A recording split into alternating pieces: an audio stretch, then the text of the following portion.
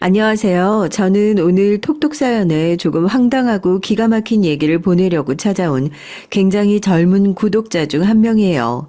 처음엔 톡톡 사연을 보고 이렇게 열받는 얘기를 왜 굳이 찾아서 들을까 했었던 제가 이제는 알림 설정까지 해놓고 새로운 사연을 받아보기 위해 기다리는 열성팬이 됐네요.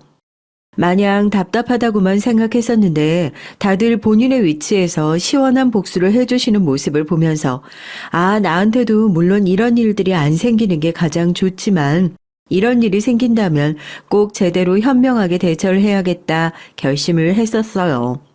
물론 그런 결심을 할 때까지만 하더라도 저한테 이렇게 황당한 일이 생길 거라고는 상상도 하지 못했을 때였죠. 제가 얼마 전에 결혼이 파토가 났어요. 아직도 남자 쪽에서는 제 마음을 다시 돌려보겠다고 틈만 나면 연락을 하는 상태인데요. 집에서 설거지하다가 깨진 컵을 우리가 붙여서 다시 쓰진 않잖아요. 이미 그렇게까지 깨져버린 인연을 억지로 붙여놓는다고 해서 달라질 건 없다는 생각이 들어가지고요. 저도 그래서 아마 그분과 다시 인연이 닿고 결혼을 할 일은 없을 것 같네요. 처음에는 결혼이 파토가 난 게 마냥 속상하기만 하고 그래도 엄청나게 사랑했던 사람이니까 비혼주의가 판치는 요즘 세상에서 결혼을 하겠다고 결심을 한 거잖아요. 그래서 한동안 울기도 엄청나게 많이 울었고 혼자 힘들어 했었는데 오늘 그냥 남은 슬픔 다 털어보자는 생각으로 톡톡 사연에 제 얘기 한번 해보려고요. 그리고 이렇게 인연이 깨진 걸 보면 언젠가는 깨질 그런 운명이었나 보다. 이제는 그렇게 생각하려고요. 친구들을 만나도 다 그런 얘기를 해요. 너 그래도 그런 집인 거 모르고 시집 가는 거보다 이렇게 미리 알아서 피할 수 있는 게 얼마나 다행이냐고요. 소위 말해서 조상신이 도운 거나 다름없다고요. 달라질 게 없는 상황이니 긍정적으로 생각해 봐야죠. 그럼 우선 제 얘기를 먼저 시작해 볼게요.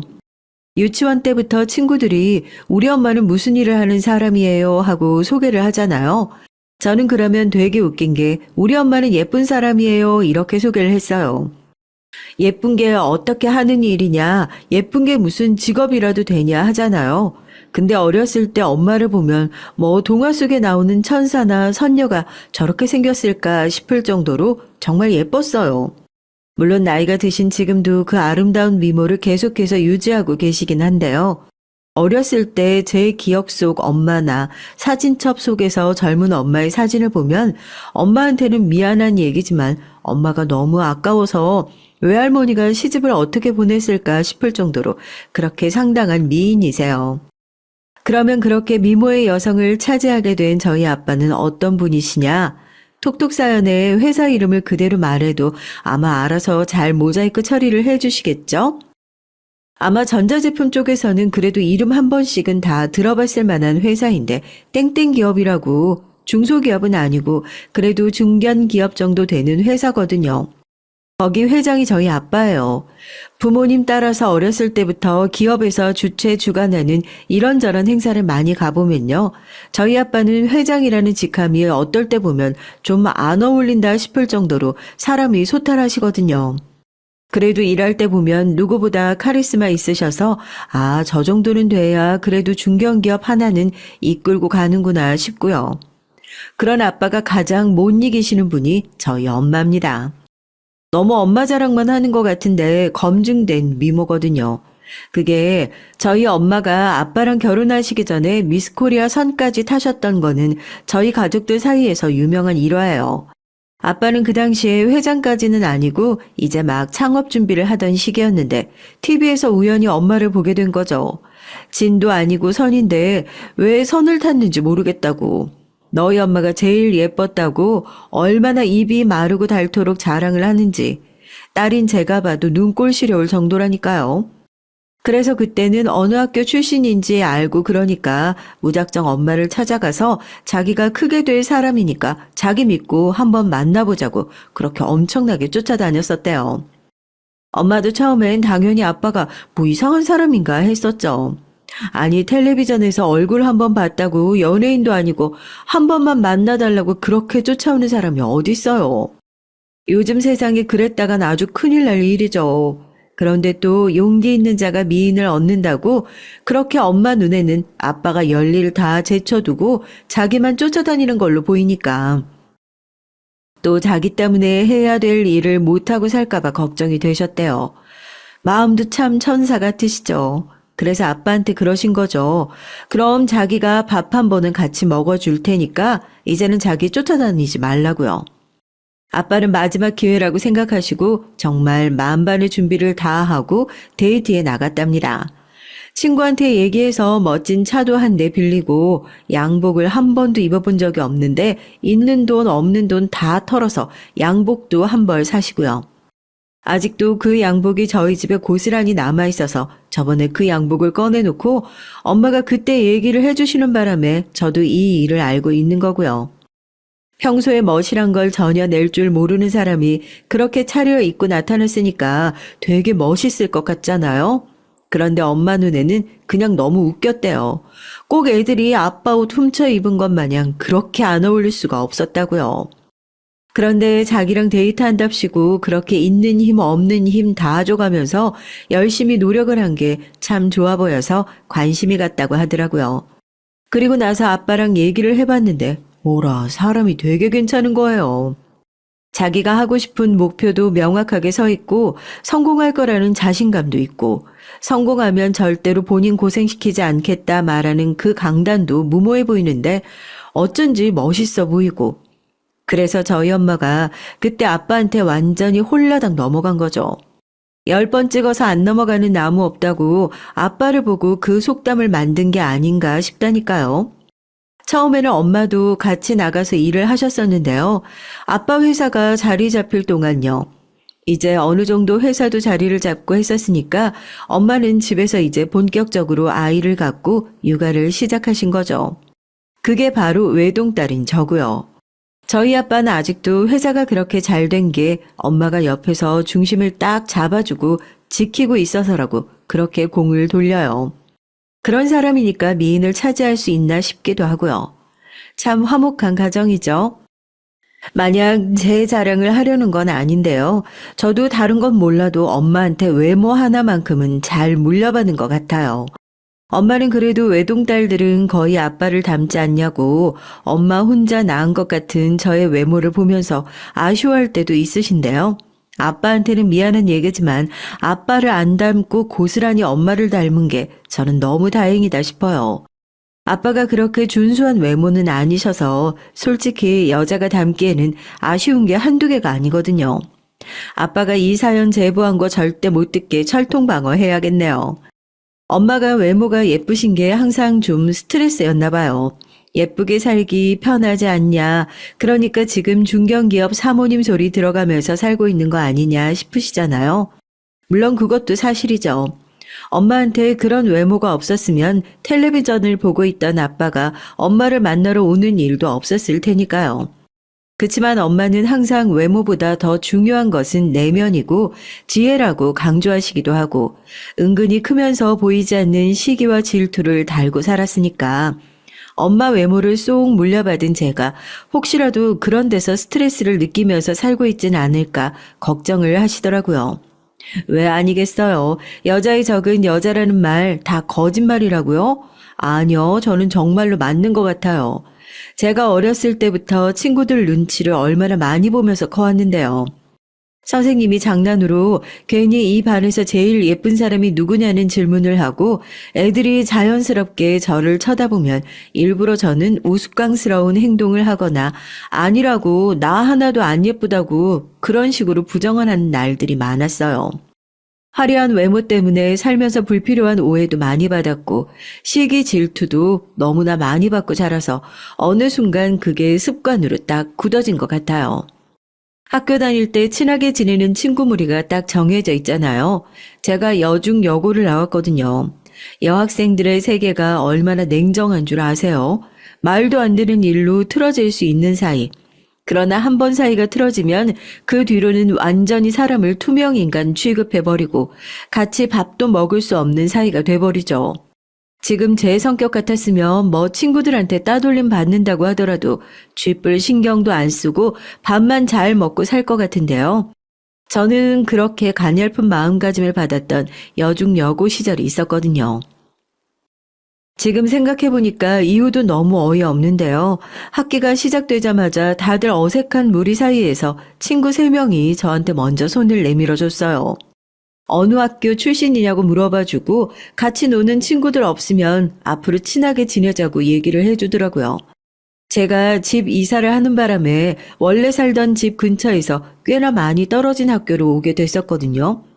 들어봐서 친구를 한 명도 못 사귀면 어떻게 하나 걱정이 태산 같았었는데 그러면 먼저 다가와준 친구들 덕분에 그래도 한시름을 덜 수 있었다고 얘기해야 할까요? 왕따는 아니구나 안도의 한숨을 내셨죠. 왕따는 아니구나. 그만큼 그 나이대에는 죽음보다 무서운 것이 따돌림이었습니다. 비슷한 아이들끼리 무리를 지어서 놀고 그 무리에서 떨어져 나오는 게 죽는 것보다 더 무서운 일이었죠. 그리고 실제로 그렇게 떨어져 나오는 애들을 너무 많이 봤으니까요. 어제는 둘도 없는 친구처럼 서로 끌어안고 쉬는 시간에 손을 잡고 화장실을 같이 갔던 애들이 다음 날이 되니까 무슨 이유인지 모르겠지만 학교를 등교하고 나서부터 끝날 때까지 말 한마디를 안 붙여주고 왕따를 당하고 있는 친구도 책상에 엎드려서 밥도 제대로 안 먹고 눈물을 뚝뚝 흘리는 걸 보면서 살벌하더라고요. 나는 절대 그럴 일 없어야지 혼자서 다짐을 했었어요. 제가 정말로 말도 안 되는 이유라고 했었잖아요. 따돌림의 이유가 제 외모 때문이었으면 믿어지세요? 너무 황당하죠? 당한 제가 그랬었다니까요. 외모 때문에 조금만 꾸미거나 뭘 해도 친구들끼리 쟤는 예쁘게 생기긴 했는데 예쁜 척을 너무 한다고 수군거리고 하니까 그게 너무 스트레스를 받아서 고등학교 때는 제 머리가 쇼컷이었어요. 오히려 그런 소리 안 듣게 더 털털하고 남자처럼 행동을 했었던 거죠. 체육도 되게 잘하고요. 뭐 여자애들이 부릴 수 있는 내숭? 그런 것도 일절 없어요.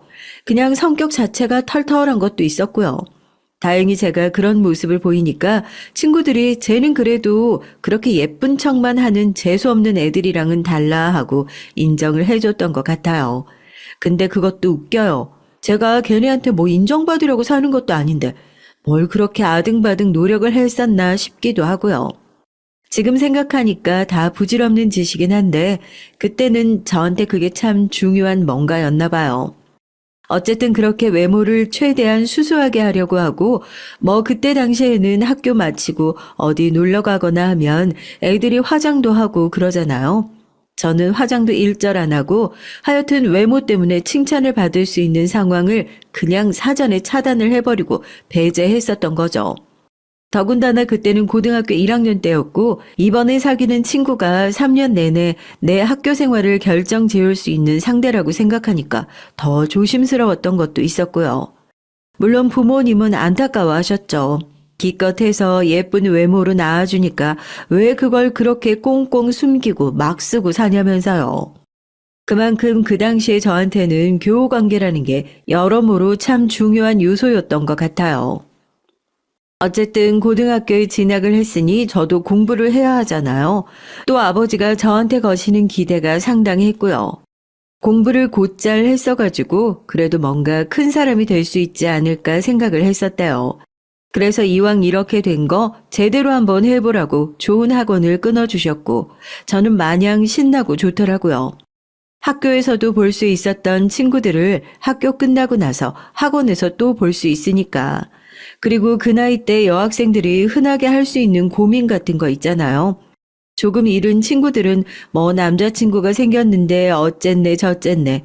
저는 연애를 한 번도 해본 적은 없지만 친구들 고민 상담 해주는 걸 너무 좋아했어요. 학원을 마치고 집에 들어가기 전에 편의점에서 간식을 사서 나눠 먹으면서 친구들의 고민을 듣는 그 시간이 참 좋더라고요. 지금 생각해도 계기가 참 어이가 없어요. 그때가 뭐 빼빼로데이인가 그랬을 거예요. 왜 11월 11일 빼빼로데이라고 해가지고 서로 빼빼로를 사서 주고받고 그런 말도 안 되는 기념일 중 하나 있잖아요. 저는 당연히 친구들이랑 나눠 먹을 수 있는 빼빼로를 잔뜩 사가지고 학원에 가서 나눠주려고 가져갔었고 빨리 만나는 시간만을 기다리고 있었는데 학원에 도착하니까 저희는 지정자석제였거든요. 제자리에서 애들이 막 웅성웅성 하고 있는 거예요. 가서 보니까 책상에 엄청나게 큰 빼빼로랑 편지가 한 통이 놓여 있더라고요. 받는 사람의 떡하니 제 이름이 써 있고요. 그런데 한 가지 문제라면 문제였을 게 보내는 사람 이름이 너무 낯익은 거죠.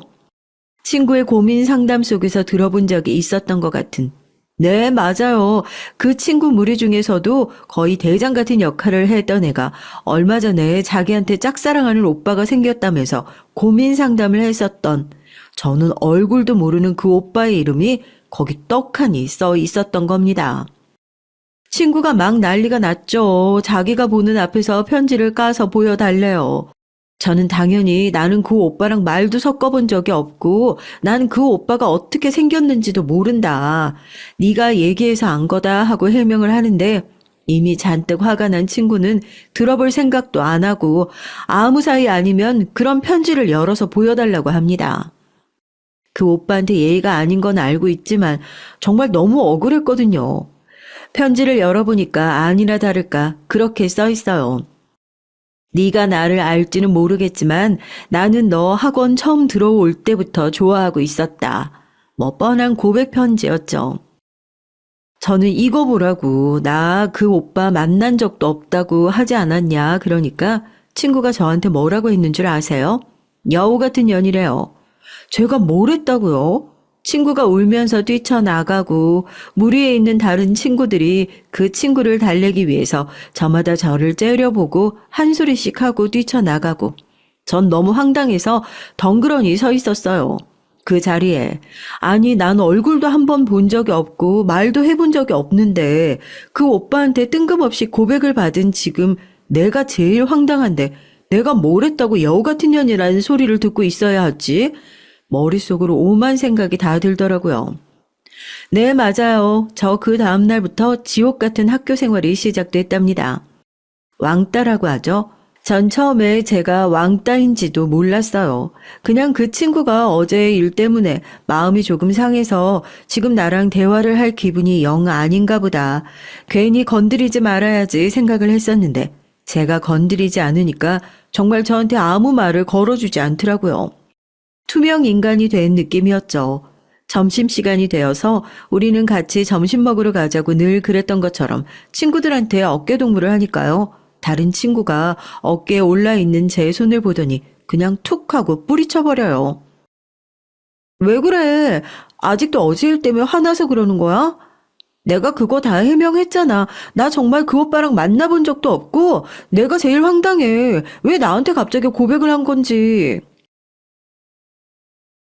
넌 정말 끝까지 네 잘난 척만 하고 싶구나? 그냥 사람들한테 그렇게 얘기하고 싶은 거 아니야? 난 너무 예뻐가지고 사람들이 가만히 안 놔둔다. 나는 말도 섞어본 적 없는 사람이 내가 예쁘다고 쫓아다니고 고백도 받는다. 그냥 그렇게 자랑하고 싶은 거 아니냐고. 이 여우 같은 기집애야. 근데 다 좋은데 그게 왜 하필 우리 오빠냐고. 내가 얼마나 좋아했는지 뻔히 들었으면서 네가 진짜 내 친구였으면 먼저 가서 나 좋아하지 말라고 그러기라도 해야지. 지금 들어보면 너무 황당하잖아요. 아니 나를 좋아한지도 몰랐는데 내가 가서 좋아하지 말라고 광고라도 하고 다녔어야 하는 건가? 이게 무슨 말도 안 되는 소린지 했는데 여튼 그런 이유 때문에 왕따를 당한 겁니다. 제가 말을 걸어도 뭐 준비물을 빌려달라고 간단한 얘기를 해도 친구들이 그 주동자 친구의 눈치를 한번 쓱 보고서는 마치 제 얘기를 못 들은 것처럼 고개를 휙 돌려버려요. 근데요, 사람이 참 웃긴 게요. 사람을 적응의 동물이라고 하잖아요. 처음에는 너무 억울하다. 내가 왜 얘네한테 그렇게까지 해명을 했고 우리가 친구 사이인데 어떻게 내 말을 안 믿어줄 수가 있지. 너무 억울하고 황당하기만 했는데요. 또 시간이 지나고 혼자 있는데 익숙해지고 적응을 하다 보니까 그냥 이것도 별거 아닌 일 같더라고요. 지금 다시 친구가 된다고 하더라도 다음번에 또 그런 일이 안 생길 거라고는 보장도 없고 그럼 나는 그때마다 친구들이 손을 놔버리면 언제든지 끊어질 수 있는 인연으로 살아가야 하는 건가 싶고요. 그래서 그때부터 저도 걔네한테 신경을 뚝 끊어버렸어요. 뭐 저런 얘기라면 언제 어떤 이유로 나를 미워할 수 있는 건데 차라리 잘 됐다 싶더라고요. 그동안 제가 몰랐는데 그 친구들 눈치를 보느라고 정말 하고 싶었던 것을 참고 살았다 싶더라고요.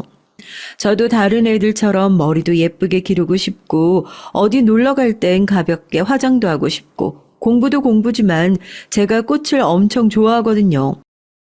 꽃꽂이나 꽃다발을 만드는 것들을 직접 배워보고 싶더라고요. 그 전까지는 엄두도 못 냈었죠. 괜히 그런 거 배우고 다니는 걸 애들이 보면 또 예쁜 척 한다고 예쁘고 고상한 척 하는 거라고 뒤에서 싫은 소리를 얼마나 할지 뻔히 보이니까요.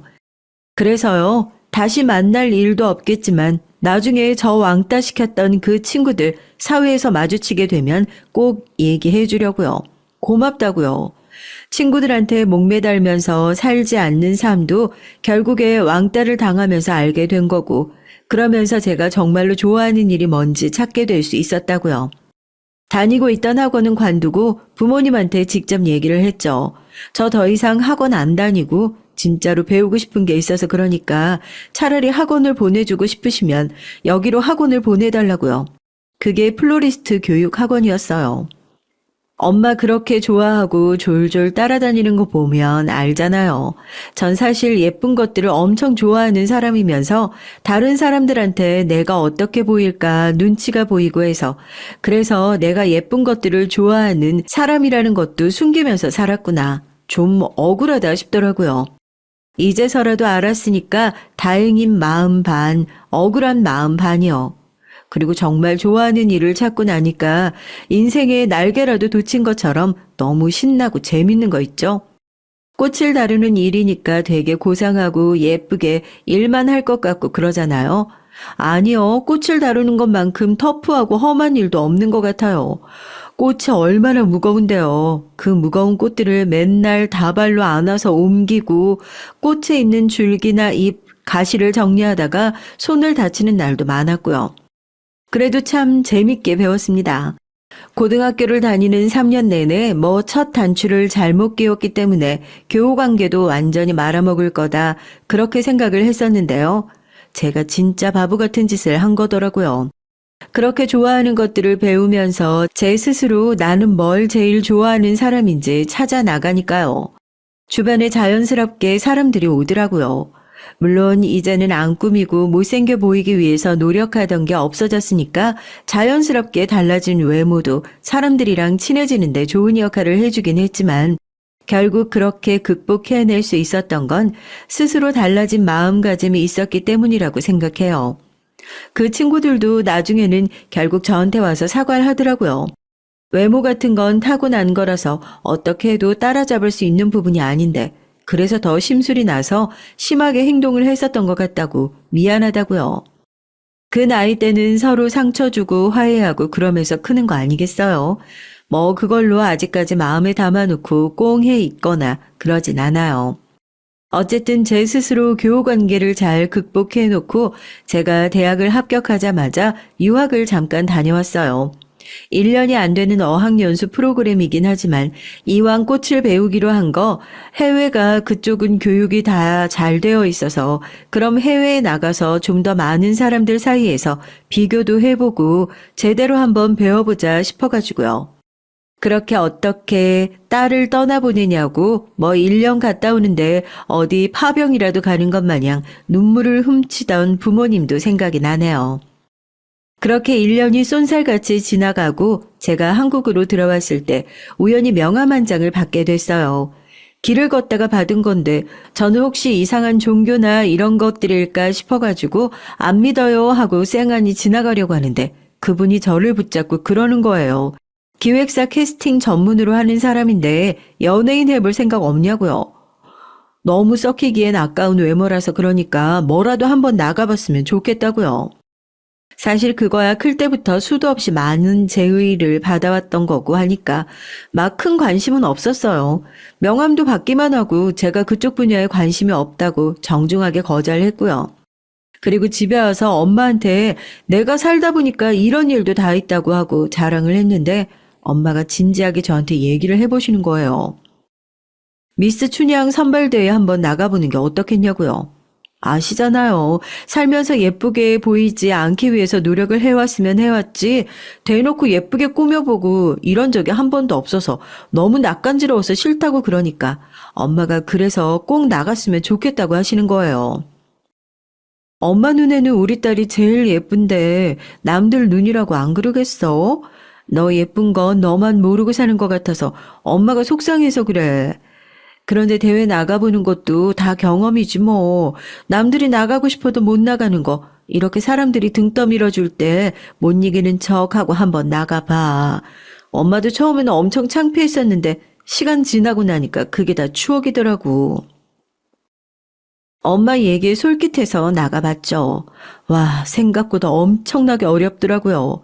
서류에서 1차적으로 몇백 명을 걸러내고 예선 1차에서 또 50명을 뽑고 2차에서 25명을 뽑아서 본선에 나갈 수 있는 거니까 생각보다 엄청나게 바늘구멍인 거예요. 그런데 평생 그런 바늘구멍 통과할 일 없다고 생각했었던 제가 떡하니 합격해서 본선까지 나가게 됐습니다. 그것뿐인가요? 본선에서 짧은 시간 동안 연습했던 모습을 잘 보여준 덕분에 미스 춘향 진이라는 영예까지 안게 됐습니다. 엄마가 엄청 기뻐하시더라고요. 본인도 못해본 진을 딸이 했다고요. 혹시라도 궁금해하시는 분들이 있을까봐 덧붙이자면 저는 살면서 얼굴에 주사 한번 맞아보질 않았어요. 성형도 전혀 안 했고요. 엄마가 물려주신 얼굴 덕분에 이런 영광도 누려보는구나 할 뿐이죠. 미스 춘향은 미스 코리아랑 다르게 진선미 정숙현이라고 해서 1등부터 6등까지 뽑거든요. 그 해에 저랑 같이 뽑힌 2등부터 5등까지의 친구들은 아나운서를 하고 있는 친구들도 있고 연예계에 데뷔를 한 친구들도 있고 그래요. 저한테도 당연히 진까지 되고 나서 많은 곳에서 제의가 들어왔는데요. 저는 하고 싶은 일이 있었잖아요. 그냥 이것도 좋은 경험이다 생각하고 다시 일상으로 빠르게 복귀를 했습니다. 유학까지 다녀왔으니까 제대로 꽃집 창업을 준비해야겠다 하고 여기저기 알아보고 다니고 있는 상황이었어요. 가게는 차리라는 사람이 얼마나 품을 많이 들였냐가 티가 난다고 하길래 가게 위치부터 직접 알아보려 돌아다니는 통에 미스 춘향에서 선발되었던 기쁨은 어느샌가 기억 저편으로 사라지고 바쁜 나날들을 보냈습니다. 그런데 제가 가게를 막 알아보려 돌아다니던 도중에 엄청 크게 교통사고가 났어요. 다리가 골절돼서 병원에 입원을 해야 했을 정도였으니까 하마터면 정말 큰일 날 뻔했었죠. 가족들도 울고불고 난리가 났었는데 제가 일부러 병원에 너무 자주 오시지 마셔라 얘기를 했어요. 자리가 없어서 1인실을 쓰는 것도 아니었고 부모님 걱정에 비하면 크게 다친 것도 아니라고 생각을 했었고 또 긍정적으로 생각을 해보니까 그동안 가게 인테리어나 이런 것을 구상할 시간도 없이 엄청나게 바쁘게 돌아다니기만 했었는데 입원을 한 김에 그런 것들이나 찬찬히 고민을 해야겠다 하고 오히려 긍정적으로 생각하기로 결심을 했습니다. 병원에 자리가 없고 굳이 짧게 입원하는데 1인실을 쓸 필요가 없다고 생각해서 6인실을 사용하는데 저를 제외한 나머지 침상에 계신 분들이 다 제 엄마뻘 되시는 분들이 많아가지고요. 어찌나 칭찬을 많이 해주시고 예뻐해 주시는지 정말 몸둘 바를 모르겠더라고요. 어디 화장실을 가려고 링거줄을 붙잡고 일어나기라도 하면 옆자리 할머니가 아이고 세상에 선녀가 목욕 마치고 일어나는 줄 알았다고 박수를 치면서 좋아하시니까 맨날 창피해서 목까지 빨갛게 달아올라 있었다니까요. 살면서 한 번도 그렇게 악이 전혀 없는 칭찬을 매일같이 받으니까 참 좋더라고요. 제 담당 의사 선생님이 바로 오늘 사연의 주인공 제 남자친구이자 예비신랑이 될 뻔했던 남자입니다. 할머니들이 저 말고도 입을 모아서 칭찬하는 사람이 있었는데 그게 바로 제 남자친구였어요. 젊고 의사에 똑똑하고 말도 어찌나 친절하게 잘하는지 모르겠다고 입을 모아서 칭찬을 하시길래 궁금하긴 했었죠. 저는 회진을 올 때마다 선생님이 어떻게 생겼는지 보는 둥 마는 둥 하니까요. 원래 할머니들이 그런 걸 엄청 좋아하시잖아요. 누구랑 누구랑 참 잘 어울린다 하면서 이어주시고 하는 거요. 처음에는 자꾸 저랑 의사 선생님을 엮길래 아니다 하고 손사래를 치고 있는데 뒤에서 누가 그러는 거예요. 자기가 그렇게 마음에 안 드냐고요. 돌아보니까 선생님이에요. 그런 건 아니었는데 괜히 오해를 했을까 싶어서 아니라고 선생님처럼 잘생긴 사람을 누가 싫어하냐고 그러니까 얼굴이 새빨갛게 달아올라서 괜히 헛기침을 하더라고요. 할머니들은 둘이서 지금 같이 얼굴 붉히고 뭐 하는 거냐고 옆에서 난리가 나시고요. 여튼 제가 퇴원을 하는 날까지 그렇게 뭐 서로 사적으로 말 한마디 해본 적도 없었고 그냥 병원에 입원해 있어서 재밌는 일도 없는데 이렇게 재밌는 일도 다 있구나 싶을 정도?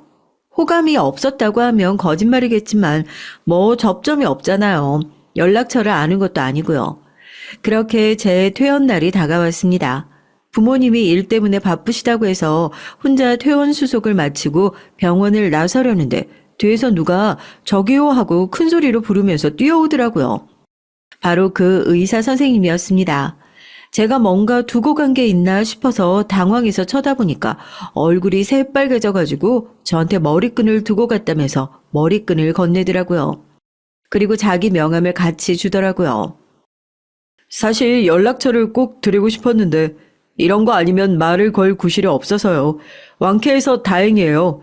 정말 제 이상형이라서 그런데 다음에 일 쉴 때 밖에서 밥이라도 같이 해요. 저한테 연락처를 주고 싶어서 말도 안 되는 핑곗거리를 만들어가지고 뛰어온 게 웃기기도 하고 귀엽기도 해서 그렇게 연락을 주고받고 몇 번 같이 밥도 먹었던 것 같아요. 사실 의사가 시간 내기가 굉장히 바쁜 직업이잖아요. 저도 지금 창업 준비를 해야 하는 상황이라 연애를 한다고 하더라도 데이트를 하기 위해서 시간을 내줄 수 있을까 싶어서 처음에 만나는 것 자체를 고민을 했었는데요.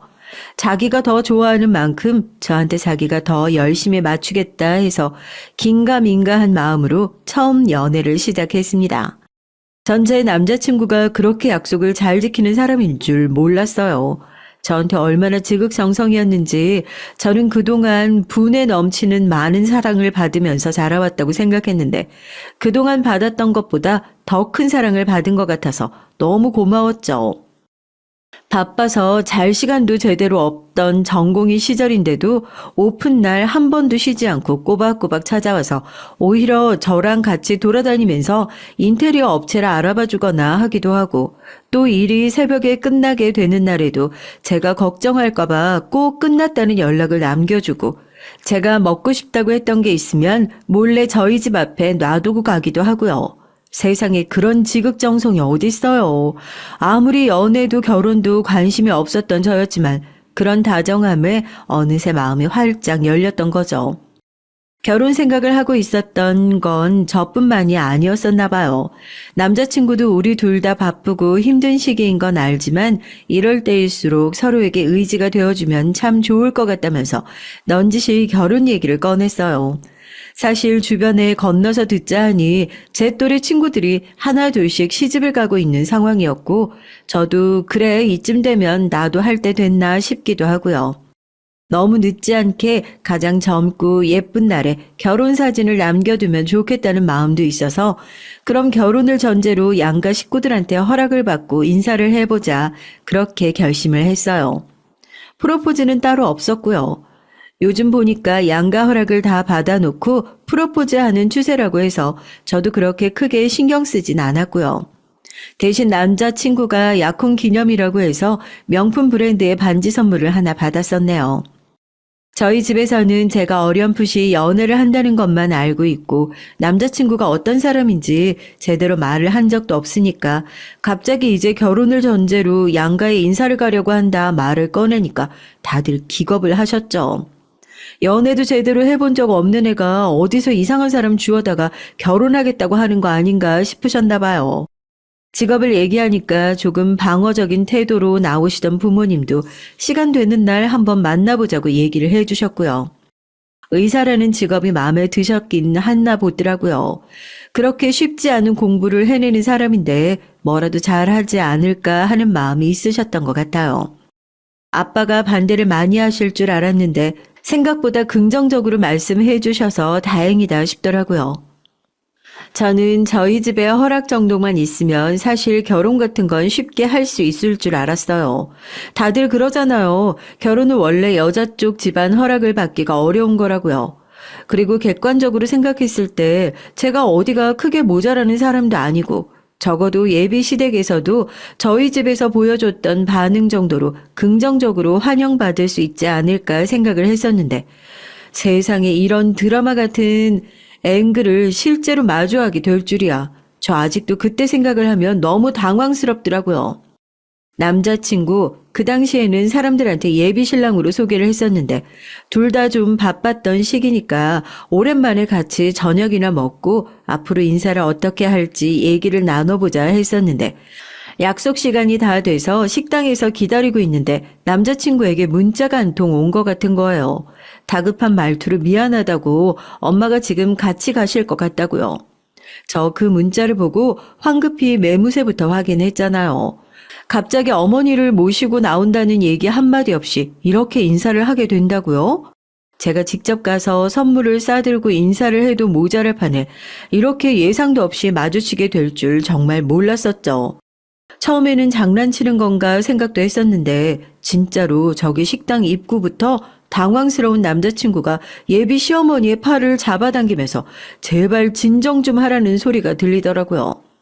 무슨 일이 있나 싶었는데 그 무슨 일이 저일 거라고는 상상도 하지 못했고요. 잔뜩 화가 난 어머니가 제 앞에 서 계셨고 저는 당황해서 이게 무슨 일인가 싶어서 쭈뼛거리면서 인사를 했는데 어머니가 큰 소리로 그래요. 어디서 굴러먹다 왔는지 모르는 게 어디 감히 내 아들 붙잡아서 살림 차리고 팔자 한번 고쳐보겠다고. 얼굴 보니 딱 알겠다. 아주 얼굴만 반반하게 생겨가지고 그동안 남자 뜯어먹으면서 뭐 좀 먹고 살았나 본데 속일 사람을 속여야지. 뭐? 네가 창업을 해? 어머님 저기 뭔가 오해를 하신 것 같은데 무슨 말씀을 하시는 거예요 지금? 여러분 한번 생각해 보세요. 누가 봐도 아들의 결혼을 반대하는 것 같은 어머니의 날카로운 목소리가 저한테 막말을 뱉어내고 있는데 여러분이 그 식당에 있었다고 생각해 보세요. 저게 무슨 막장 드라마 같은 얘기인가 하고 다들 관심을 갖고 쳐다보지 않겠어요? 제가 딱 그랬거든요. 사람들이 웅성거리면서 무슨 일인가 막 기웃거리고 있고 그 와중에 저는 뭐라고 말을 하고 싶은데 그렇게 심한 말을 들어본 게 처음이라서 진짜 입이 떡 벌어져서 말이 안 나오더라고요. 남자친구는 미안하다면서 자기가 나중에 다 설명한다고 어머니를 질질 잡아 끌고 식당을 빠져나갔습니다. 저도 창피하며 얼른 식당을 떴고요. 곱씹어서 생각하니까 너무 화가 나고 황당하더라고요. 다음날 남자친구가 일도 다 제쳐놓고 저한테 찾아와서 무릎을 꿇었어요. 미안해. 엄마가 뭔가 오해를 하신 모양이야. 당신 외모도 그렇고 미스 춘향 출신에 지금 가게 창업한다고 준비하고 있다고 얘기를 하니까 어떻게 생각이 그렇게 튀셨는지 몰라도 당신 본인 돈으로 창업을 하는 게 아닌 것 같다고 하시면서 얼굴을 꼭 봐야겠다고 난리를 치시길래 정말 그렇게까지 대놓고 뭐라고 말씀을 하실 줄은 몰랐어. 그럴 줄 알았으면 어떻게든 뜯어 말렸을 거야. 난 그냥 단순히 얼굴만 보고 인사나 하려나 보다 싶어서. 뭐? 지금 그걸 말이라고 하는 거야? 그럼 당신은 왜 그 자리에서 어머니한테 아무 얘기도 못했는데? 아닌 건 아니다. 어머니가 오해하신 거다. 최소한 당신은 짚어주기라도 했어야지. 왜 당신도 아닌 척하면서 속으로는 그런 오해는 하고 있었던 거야? 그러면 내가 이런 여자 신분 세탁 한번 해주고 말지. 그렇게 생각한 거냐고 지금. 믿었던 신뢰가 한순간에 와장창 무너지는 느낌이었어요. 마음이 무너진다는 말이 무슨 말인지 알 것 같더라고요. 결혼 얘기는 다시 한번 생각을 해보자고 하고 집으로 돌아왔습니다. 집에 돌아와서 계속 눈물을 뚝뚝 흘리는 저를 부모님께서도 걱정스러운 눈으로 쳐다보시더라고요. 결혼은 원래 식장 들어가 보기 전까지 모르는 일이라고 하지만 이렇게 말도 안 되는 이유로 결혼이 파토가 날 줄이야. 그래도 깨진 인연이라면 차라리 여기서 깨지는 게 맞겠구나 싶었는데 아직 이 사건의 하이라이트가 남아 있었던 거죠. 기가 막혀서요. 언제 어떻게 헤어지자는 말을 꺼내야 하나 말을 한참 동안 고르고 있었는데 모르는 번호로 연락이 한 통 오더라고요. 전화를 받아보니까 너무 의외의 상대였어요. 예비 시어머니였죠. 아들한테는 비밀로 하고 잠깐 얼굴 좀 봤으면 좋겠다고 얘기를 하시길래 그러자고 했어요. 전 솔직히 그때까지만 해도 저한테 그렇게 무례를 저지른 게 미안해서 사과를 하려고 만나자고 하는 거라고 생각했거든요. 아들 앞에서 그렇게 직접적으로 사과를 하기 창피하시니까 따로 만나자고 했나 보다. 그렇게 생각을 했고요. 너무 속편한 소리였죠. 그땐 왜 똥은 피하는 게 상책이라는 얘기가 떠오르지 않았나 모르겠습니다. 약속한 장소로 나가니까 그때처럼 제가 왔는데도 뭐 그럴싸한 대답 한마디 없이 잔뜩 화가 난 표정으로 저를 가만히 노려보시더라고요. 그때 알았죠. 아, 이거 어머님이 사과를 하시려고 부른 자리가 아니구나. 그냥 나한테 그때 못했던 한 소리를 하시기 위해서 불러낸 자리구나. 정신 똑바로 차려야지 했어요. 아니나 다를까 입을 열고 나서부터 기가 막힌 얘기들이 쏟아져 나오더랍니다. 뭐? 생각을 좀 해보자고 했다면서? 너네 그 불려시 같은 여자들 수법 내가 모를 줄 아니? 결혼 안 하면 무슨 큰일이라도 날 것처럼 내 아들 부추겨가지고 어떻게든 살림 차려보려고 하는 거 아니야. 내가 우리 아들을 어떻게 키웠는데, 어? 니까 것 같은 애들한테 주려고 그렇게 애지중지 키워낸 줄 알아? 꿈 깨라 꿈 깨. 딱 봐도 남자 등에 빨대 꽂아가지고 사는 여자 같은데 너 그 몸뚱이로 내 아들 꼬셔낸 거지? 어? 이미 헤어지기로 결심을 한 마당에 또 풀죽어 있는 자기 아들을 보니까 제가 결혼을 부추기기 위해서 일부러 시간을 갖자고 얘기를 했다고 생각을 한 모양이더라고요. 자기 엄마 간수 하나 못하는 남자를 남자친구라고 예비 신랑이라고 품고 있었던 저 자신도 너무 화가 나고 부모님이 저를 어떻게 키워주셨는데 이렇게 말도 안 되는 여자한테 이딴 얘기나 듣고 있는 게 너무 어이가 없고 기가 막히더라고요. 너 우리 아들이 어떤 사람인 줄이나 알아? 너같이 출신도 불분명한 애가 넘볼 수 있는 그런 상대가 아니란 말이야. 똑바로 알아들어. 지금도 나가면 우리 아들한테 결혼하자 줄 선 여자가 한 트럭이야. 고작 니까 것 때문에 내 아들 앞길은 막아야겠니? 지난주에도 땡땡 기업 과장하고 있는 여자 선자리가 들어왔어. 어? 내 아들이 그런 사람이라고. 그런데 거짓말처럼 어머니 입에서 저희 아버지 회사 이름이 나와서 저 깜짝 놀랐잖아요. 제가 어디 가서 아버지 이름 팔아먹고 그런 사람이 아닌데요. 저라고 가만히 당하고만 있을 수 있겠어요. 이렇게 무례한 아줌마 엿먹이기 위해서 아버지 이름 파는 건 아버지도 이해해 주실 거다 생각을 했죠. 기가 차서 웃음이 다 나오더라고요. 제가 웃는 것을 보고서는 제대로 열이 받으셨는지 뭐가 그렇게 웃겨서 사람을 무시하는 것처럼 웃냐고 또 뭐라고 하세요. 제가 가방에서 아버지 명함을 꺼내가지고 예비 시모 앞에 탁 소리가 나게 내려놨어요. 명함을 확인하고 회사 이름을 확인하더니 이건 왜 네가 가지고 있냐고 그러시더라고요. 저희 아버지 명함이니까 들고 있죠. 제가 진짜 그동안 당신 같은 사람 밑에서 나고 자란 그 사람이 불쌍해서 가만히 있었는데 지 엄마 간수 하나 못하고 나한테 막말하려고 뛰어오는 거 막지 못하는 거 보면 그 엄마의 그 자식이다 싶어서 제대로 한번 얘기해 줄 테니까 잘 들어요.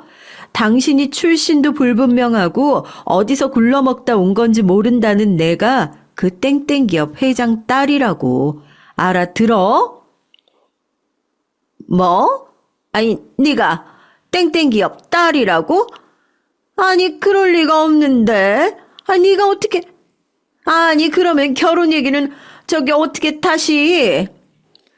참 기가 막히죠. 제가 땡땡 기업 딸이라는 얘기를 듣자마자 갑자기 태도가 돌변해서 그럼 결혼 얘기는 다시 시작해보자고 하는데 제가 얼마나 그걸 보고 우스웠겠어요. 명함을 몇 번이고 확인하면서 난처한 표정으로 저를 쳐다보고 계시길래 지금 저한테 이딴 짓 하고서도 결혼 얘기를 운운하는 거냐고 그러니까 자기가 못 알아봐서 너무 미안하다고 그러면 진작에 땡땡 기업 딸인지 밝히지 그랬냐고 하더라고요. 그런 사람인 줄 알았으면 자기가 처음부터 그런 태도로 대했을 리도 없지 않냐고요. 그 말을 듣는데 진짜 이 집에 시집가지 않았던 것이 천운이구나 하는 생각이 들더라고요. 이렇게 돈만 밝히고 속물 같은 시어머니 밑에서 제가 뭘 제대로 배우고 어떻게 존경하는 마음을 갖고 대할 수가 있었겠어요. 그동안 부모님이 무슨 공덕을 쌓으면서 살아오셨는지 몰라도 조상신이 나를 이렇게 돕는구나. 참 감사했죠. 가서 네 아들한테 똑똑히 전하세요. 네가 좋아하는 여자, 알고 보니까 조건도 좋은 여자, 내가 입 한 번 잘못 놀린 덕분에 결혼은 없던 일이 됐다고요. 그 여자 다시는 네 얼굴 꼴도 안 본다고 하더라고요. 이렇게 매번 엄마 앞에서 자기는 나서지도 않는 남자니까 이런 얘기도 어머님이 직접 전해주셔야 하지 않겠어요? 그리고 똑똑히 들어요. 당신 아들 인생 당신이 망친 거야. 제발 나 말고 앞으로 어떤 여자가 오더라도 똑같은 태도로 대해 주시길 바랄게요. 그래야 그 여자도 이 집안이 미친 집구석이구나 하고 알아보고 결혼하기 전에 도망칠 수 있을 거 아니에요? 저처럼요. 아시겠어요, 아줌마? 남자친구를 만나면 정식으로 돌려주고 이별을 통보하려고 했었는데 제가 굳이 거기서 예의 차려가면서 얼굴을 보고 헤어지고 그럴 필요도 없겠더라고요. 이 집안도 저렇게 예의 없이 굴고 있는데 저만 거기서 열심히 예의 차려봤자 뭐 하겠어요. 가방에서 약혼 반지를 꺼내 우물쭈물 하고 있는 어머님에게 냅다 던졌습니다. 몸에 맞고 바닥에 대굴대굴 굴러가는 약혼 반지를 보면서 저게 얼마짜린데 집어던지냐고 끝까지 그걸 주우려고 바닥을 기고 있는 모습이 정말 기가 막히더라고요.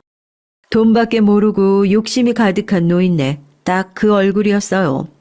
남아있는 정남이도 없었지만 정말 이 집 자체에 오만정이 떨어지는 그런 느낌이라 식당을 나가려고 하는데 반지를 줍기 위해 바닥에 엎드려 있던 예비시모가 제 다리를 붙잡더라고요. 아니, 이대로 가면 어떡해. 아니, 결혼 얘기는 다시 하고 가야지, 응? 어른이 사과를 하면 들을 줄도 알아야지. 그렇게 고집만 부려서는 나중에 결혼해서도 내 아들 속만 썩일 거 아니야. 아줌마, 말귀 못 알아들어요? 당신 아들이랑 결혼할 일 이제 평생 없다고. 내가 버린 반지 주우려고 바닥이나 기어다니고 있는 주제에 감히 누구 앞길을 막으려고 이렇게 붙잡아요? 이제 서로 볼 일 없고 그동안 당신 나한테 모욕적인 언사했던 거 내가 등신이라 그걸 참고 가만히 듣고 있었는 줄 알아요? 나 그거 다 녹음해놨어요. 당신이 이 자리에 와서 내 부모님 욕하고 뻔뻔하게 이제 와서 다시 결혼 얘기하자고 그러는 거 웃기지 않아요? 이제 내 변호사 외에는 당신 만날 일도 없으니까 알아서 아들이랑 잘 살아보세요. 제 다리를 붙들고 있는 시어머니를 거의 발로 차다시피 내팽개치고 식당을 나왔습니다. 속이 다 후련하더라고요. 제가 뭐라고 그 사람한테 그렇게 모욕을 받고 이 지경이 될 때까지 연락 한 통 없는 남자친구란 인간은 또 뭐하는 사람인가 싶더라고요. 알아봐서 참 다행이죠. 처음엔 헤어진 게 너무 속상해서 눈물만 나왔었는데 이제는 눈물도 안 나와요. 그냥 잘 헤어졌다는 생각밖에 안 들더라고요. 집에 와서 부모님에게 거의 통보식으로 얘기를 했어요. 결혼을 파토내게 됐다고요. 이런저런 일이 있었는데 제가 알아서 잘 해결했다고요. 부모님은 제가 그렇게 모욕적인 언행을 예비시모가 될 뻔한 사람한테 들었다는 것도 충격적이고 제가 아무리 잘 해결했다고 하지만 분이 안 풀리시는 모양이더라고요. 얼마 전에 남자친구한테 연락이 왔어요. 본인 어머니한테 고소한 거 취하 좀 해줄 수 있겠냐고요. 그리고 어머니는 어머니의 일이고 둘이 만나서 다시 얘기를 해볼 수 있겠냐고요. 거기다 대고 제가 너도 스토킹 죄로 고소당하고 싶지 않으면 다시는 나한테 두 번 다시 연락하지 말라고 으름장을 놓으니까 그 뒤로 연락이 또 뜸해진 느낌입니다. 네, 저 정말 참지 않고 친절하게 제가 직접 그분 고소했어요. 명예훼손으로요. 고소장을 받고 나니까 본인이 정말 잘못한 걸 안 모양인지 다시는 연락하지 않을 테니까 제발 고소만 좀 취하해달라고 울며 불며 그 아줌마한테도 전화가 왔다니까요. 처음에는 마음이 약해져서 고소를 취하해줄 고민도 했었는데 제가 여기서 뭔가 칼 빼들고 제대로 보여주지 않으면 그분은 평생 남의 가슴에 그렇게 대못 박으면서 살 것 같아서 뭔가 본때를 보여줘야 할 것 같은 마음에 고소는 절대 취하하지 않으려고요. 저도 당한 게 있는데 이번에는 마음 약해지지 말고 한번 끝까지 가볼까 합니다. 비록 결혼은 파토 났지만요. 그래도 이번 계기로 제가 굉장히 주도적으로 제 문제를 처리할 수 있는 사람이 된 것 같아서 기뻐요. 어디 가서 억울한 일 당할 일은 앞으로도 없겠죠. 앞으로도 이렇게 당당하게 살려고요. 남 눈치 보지 않고 내가 옳다고 생각하는 길을 향해서 묵묵히 걸어가 볼까 합니다. 제 남은 인생도 많은 응원 부탁드려요. 안녕하세요. 저는 30 후반에 어디에서나 평범하게 볼 수 있는 아이를 키우는 아줌마입니다. 저와 남편은 서로 회사에서 만나 연애를 하게 됐어요. 남편은 마케팅부, 저는 회계부 쪽이라서 서로 부서는 달랐지만 우연하게도 친하게 지내던 선배가 저와 남편의 만남을 주선해줘서 처음 만나게 됐죠. 남편이 첫 만남에 저에게 엄청 들이대면서 연애를 하자고 해서 연애를 시작했죠. 남편과 저는 3살 차이가 납니다. 제가 28살에 오빠를 만났고 오빠는 31살에 저를 만난 거죠. 학교 졸업하고 짧은 취준 생활을 겪은 다음에 오빠를 만나는 거라 저는 결혼보다는 여러 남자를 만나 연애도 하고 싶었고 혼자 멀리 여행도 다니고 싶었습니다. 남편을 선배에게 처음 소개받아 막 연애를 시작했을 때도 결혼 생각은 전혀 없었어요. 남편과는 연애만 하려고 했었거든요. 그런데 사귄 지 3개월도 안 됐을 무렵부터 남편이 얼른 결혼을 하고 싶다고 어필을 하더군요. 지민아, 너도 그렇지만 내가 장남이라서 부모님 기대가 크셔. 난 얼른 결혼해서 우리 부모님한테 손주들도 안겨드리고 싶고 안정적으로 생활하고 싶어. 결혼? 난 아직은 결혼 생각은 없는데.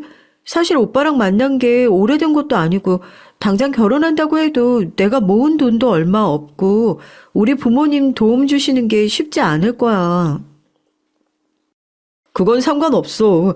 나라고 많이 모아둔 것도 아니고 우리 집도 못 도와주셔. 어차피 이렇게 된 거 각자 모은 돈 합쳐서 집 마련하고 조금씩 마련해서 살림살이 넓히는 것도 좋다고 생각해.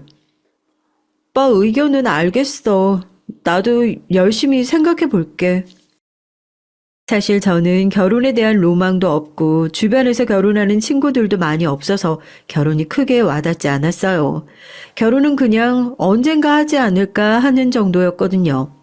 친한 친구들이 결혼이라도 하기 시작하면 결혼을 해야 한다는 게 피부로 와닿을 텐데 그런 것도 없었고요. 부모님도 결혼하든 말든 제 인생이라고 크게 상관없다는 식이셔서 더 그랬던 것 같습니다. 제가 결혼 생각이 없으니까 애가 타는 건 남편이었어요. 남편은 주변에도 결혼하는 친구들이 점점 늘어났고 남편 부모님도 남편에게 결혼할 여자친구가 있으면 소개시켜달라고 했다고 하더군요. 어때? 생각해 봤어? 생각해 보겠다고 한 지 일주일도 지나지 않아서 다시 결혼 얘기를 꺼내는 남편에게 제 생각을 말했습니다. 난 아직 잘 모르겠어. 결혼이라는 게 이렇게 옆에서 생각해 보라고 해서 생각이 되는 것도 아니고, 오빠와는 다르게 내 주변 친구들은 아직 결혼한 사람도 없거든. 제 말에 남편은 다시 저를 열심히 설득하더군요. 연애의 종착지는 둘 중 하나야. 헤어지던가 결혼을 하던가. 난 너랑 결혼하고 싶지 헤어지고 싶진 않아. 하지만 네가 나와 결혼할 생각이 없다면 난 맞선이라도 나가서 결혼할 상대를 찾고 싶어.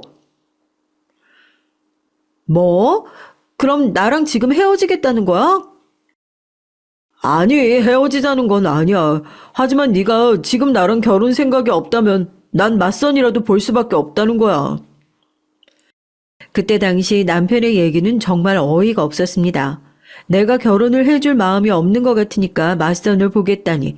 사실 그 말을 들었을 때 저는 남편이 저와 헤어지자고 하는 줄 알았어요. 저랑 사귀면서 대놓고 맞선을 보겠다고 상상도 할 수 없었거든요.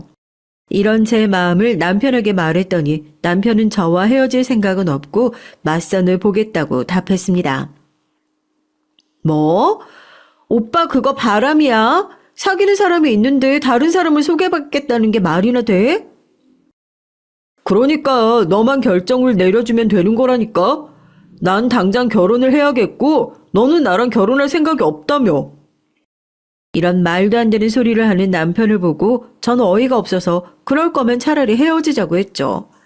그러자 헤어지자고 말을 한 그날부터 시도 때도 없이 전화를 하고 문자를 하며 저를 괴롭혔어요. 자기는 저와는 헤어질 생각이 없다는 둥, 그러니까 제가 마음을 고쳐먹고 본인과 결혼을 하면 되는 거 아니냐는 둥, 정말 매일매일 저에게 그런 식으로 얘기를 했죠. 그래, 알았어. 알았으니까 그만. 제가 그런 남편을 수락한 날도 회사에서 밥을 먹고 있는데 옆에 와서 괜히 얼쩡거리며 문자로 난리를 치길래 결국 알겠다고 해버렸죠. 대신 조건을 붙였습니다. 대신 지금은 못해. 연애 좀 더 하고 내 나이 30살에 맞춰서 결혼하자. 내가 이만큼 양보했으니까 오빠도 그만큼은 양보해줘. 이런 제 말에 남편은 좋다면서 저를 안으면서 그러겠다고 약속을 해줬어요. 말이 2년이지 그때가 9월쯤이었으니까 1년 3개월 정도 남은 시점이었죠. 아무튼 그 약속 이후로 저와 남편은 차근차근 결혼을 준비했습니다. 남편은 오히려 결혼 준비할 기간이 길어서 너무 좋다고 웃더군요. 저희는 그렇게 차근차근 결혼 준비를 했어요. 제가 29살이 되던 봄에는 각자의 부모님을 찾아가서 결혼할 상대라고 소개도 했습니다. 저희 부모님은 30살에 결혼을 하겠다는 제 말에 어련히 알아서 잘할 테니 크게 간섭하지 않겠다고 하시면서 나중에 남편이 돌아가고 저를 부르셔서 제 몫이라면서 5천만 원이 든 통장을 주셨어요. 아니야, 엄마. 아빠 나도 모아둔 돈 있어. 그리고 우리 서로 안 받기로 했어요. 서로 모은 돈으로 하기로 우리끼리 이미 얘기 끝났어. 아이고, 그래도 그러는 거 아니야. 그리고 이건 엄마 아빠가 너 주려고 따로 모아놓은 거야. 원래 여분의 돈이 좀 있어서 숨 쉬고 사는 거야. 괜히 그러지 말고 얼른 가지고 가. 그래, 엄마 아빠가 많이는 못 해줘. 그래도 이만큼은 줄 능력 있다. 준다고 할 때 가져가. 그리고 괜히 김서방한테는 비밀로 해. 받았다고 바보처럼 다 말하지 말고.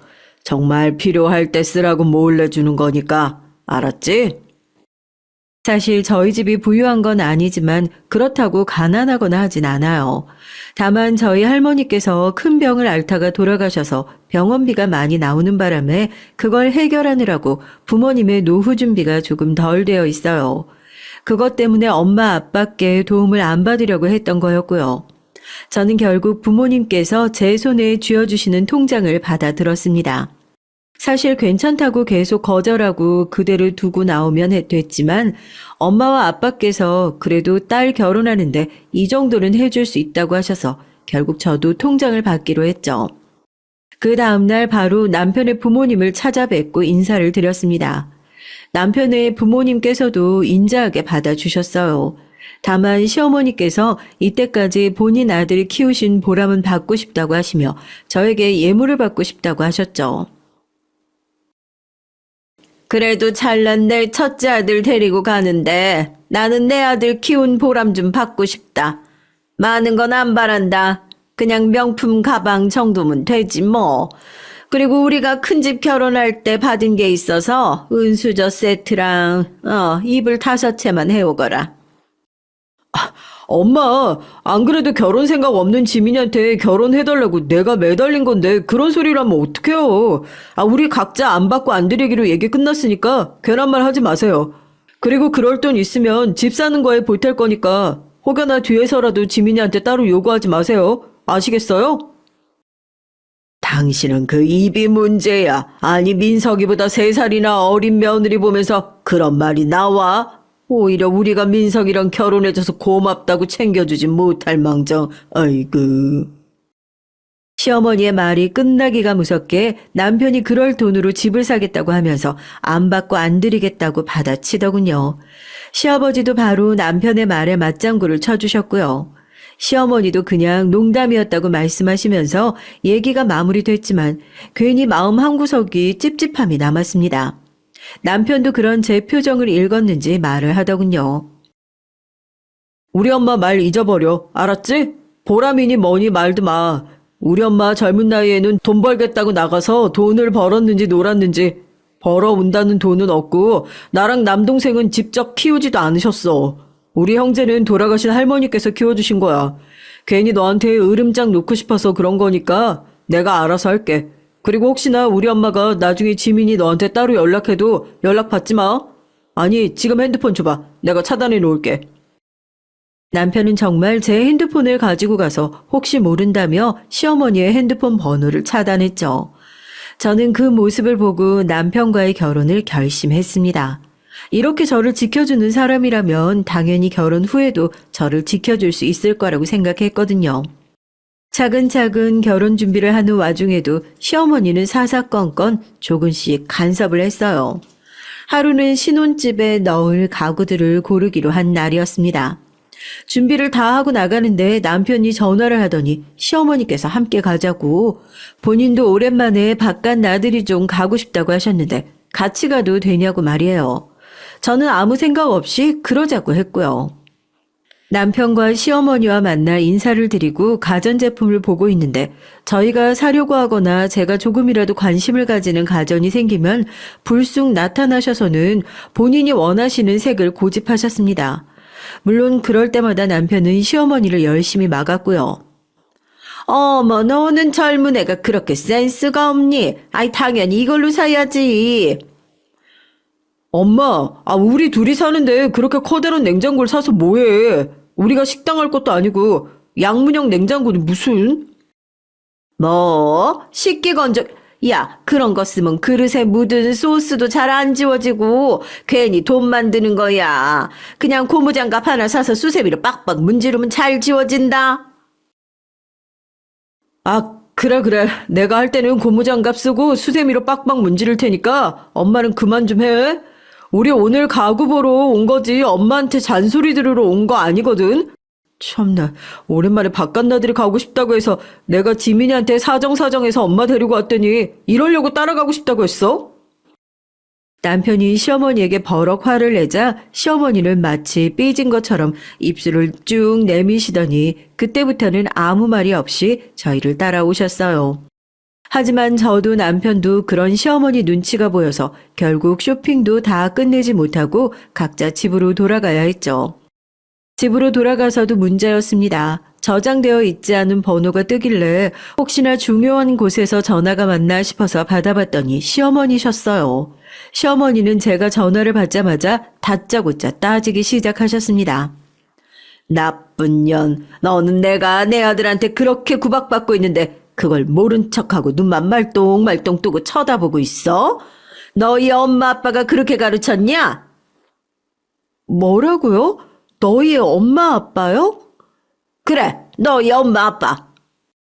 저는 그 소리를 듣자마자 결혼이고 뭐고 쏟아붙이듯 따지기 시작했습니다. 오빠 말 틀린 거 하나도 없던데요? 제가 살 신혼집 가구 사러 간 거였지 제가 당신 잔소리 들으러 간 거 아니잖아요. 그리고 왜 그렇게 사사건건 방해인데요? 막말로 저한테 해줄 수 있는 거 하나도 없으시잖아요. 아니, 해주신다고 해도 제가 안 받아요. 그리고 저 오빠한테 이미 다 들었어요. 오빠랑 오빠 남동생은 돌아가신 할머니가 키워주신 거고 당신은 밖에서 싸돌아다니면서 뭘 했는지도 모른다고 말이에요. 뭐야? 당신? 너 말 다 했냐? 그래, 나 말 다 했다. 누가 당신 하는 짓거리 보면 내가 당신 아들한테 매달렸다고 생각할 텐데 정작 매달린 건 당신 아들이거든? 내가 이 나이에 결혼 생각이 있어서 당신 아들이랑 결혼하려고 한 줄 알아? 하도 매달리고 결혼하자고 애원을 해서 그런 거야. 됐어. 나 이제 당신 아들이랑 결혼 안 할 거니까 당신 잘난 아들 영원히 결혼시키지 말고 품에 껴안고 살든지 말든지. 저는 이렇게 버럭 화를 내고 전화를 끊었습니다. 하지만 이렇게 다 뱉어냈다고 생각을 했는데도 분이 풀리지 않더군요. 저는 곧장 남편에게 전화를 걸어서 시어머니에게 들었던 말과 내가 했던 말을 그대로 토해내며 따졌습니다. 세상에 결혼도 하면 사돈댁이 될 우리 부모님한테 너희 엄마 아빠래. 말이 되는 거야? 어쩜 사람과 사람 사이에 예의도 없을 수 있어? 나 오빠랑 결혼 못해. 아니, 안 해. 우리 부모님 그런 소리 들으시려고 나 열심히 키우신 거 아니야. 아무리 오빠 엄마라고 해도 선 넘었어. 뭐? 그게 무슨 소리야? 지금 무슨 소리 하는 건데? 남편은 정말 아무것도 모른다는 목소리로 제게 계속 되물었어요. 하지만 저는 단호하게 제가 할 말을 뱉어냈습니다. 됐고, 이제 우리 끝이야. 끝! 그 다음 날부터 남편은 제가 일하는 부서에 매일매일 출근 도장을 찍었어요. 그 사이 상황 파악이 끝났는지 제발 한 번만 자기 얘기를 들어달라며 애원을 했지만 저는 단호하게 끊어냈습니다. 제발 내 얘기 좀 들어줘. 이제 와서 내가 어떻게 너랑 헤어질 수 있겠어? 응? 제발 한 번만. 아니, 난 내 할 말 다 했어. 오빠가 무슨 얘기를 어떻게 할지는 궁금하지도 않아. 중요한 건 오빠네 엄마가 우리 부모님을 그런 식으로밖에 생각하지 않는다는 거야. 그 자리에 없는 우리 부모님도 너희 엄마 아빠라고 칭하는 사람인데 나라고 다르겠어? 내가 잘할게. 제발. 우리 엄마도 반성하고 있어. 나랑 아버지가 엄청 뭐라고 했더니 지민이 너한테 사과하고 싶다고 하셨어. 그리고 당연히 장인어른이랑 장모님께도 사과하신다고 하셨고. 그러니까 제발 나한테 한 번만 더 기회를 주라. 저는 결국 이런 남편의 설득과 정말로 제게 머리 숙여 사과를 하는 시어머니를 보고 마음이 점점 풀리기 시작했어요. 그 뒤로도 사사건건 들어오던 간섭이 없어졌고 워낙 시아버지도 저를 예뻐라 하셔서 멈췄던 저희 결혼식도 차차 속도가 붙었고 결혼식 2달 전에는 뱃속에 아기까지 생겼죠. 생리를 안 해서 해본 간이 검사하기에 뜬 2줄에 남편은 호들갑을 떨었고 양가이선 복덩이가 찾아왔다면서 아주 좋아하셨습니다. 저희 부모님과 시부모님도 아주 좋은 일이라며 무사히 결혼식이 끝났으면 좋겠다고 하셨고요. 큰 이변 없이 저희 결혼식은 끝이 났습니다. 결혼 후에도 저는 남편을 만났던 회사에 꾸준히 다니다가 출산을 할 때쯤 고민이 됐어요. 출산 휴가를 쓰고 곧바로 육아휴직을 쓸지 아니면 그냥 회사를 퇴사할지 말이에요. 난 상관없어. 지민이 네가 원하는 대로 해. 난 지민이 네가 일을 해도 좋고 안 해도 좋아. 난 언제나 너의 선택에 따를 거야. 저는 이런 남편의 지지를 받아 그냥 퇴사를 선택했습니다. 출산 휴가에 육아휴직까지 하면 돌아갈 수 있는 자리가 있을지도 모르겠고 돌아간다고 하더라도 아기가 눈에 밟힐 것 같았거든요. 그럴 바에야 아기가 태어나서 유치원에 갈 나이가 되면 그때 유치원에 보내고 다시 취업을 준비해야겠다고 생각하며 저는 회사를 퇴사했습니다. 시간은 빠르게 흘러 출산 하루 전날 뜬금없이 시어머니에게 전화가 왔어요. 네, 어머님. 그래. 몸은 어떠니? 내일이지? 그 유도분만 한다고 했던가? 퍽 다정스러운 목소리로 몸이 어떤지 묻는 시어머니에게 다 괜찮다고 말씀드렸어요. 이제 내일이면 아가를 만날 수 있다는 생각에 설렌다고 말도 했고요.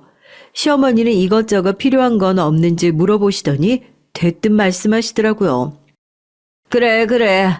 그리고 아무리 힘들어도 제왕절개는 하면 안 된다.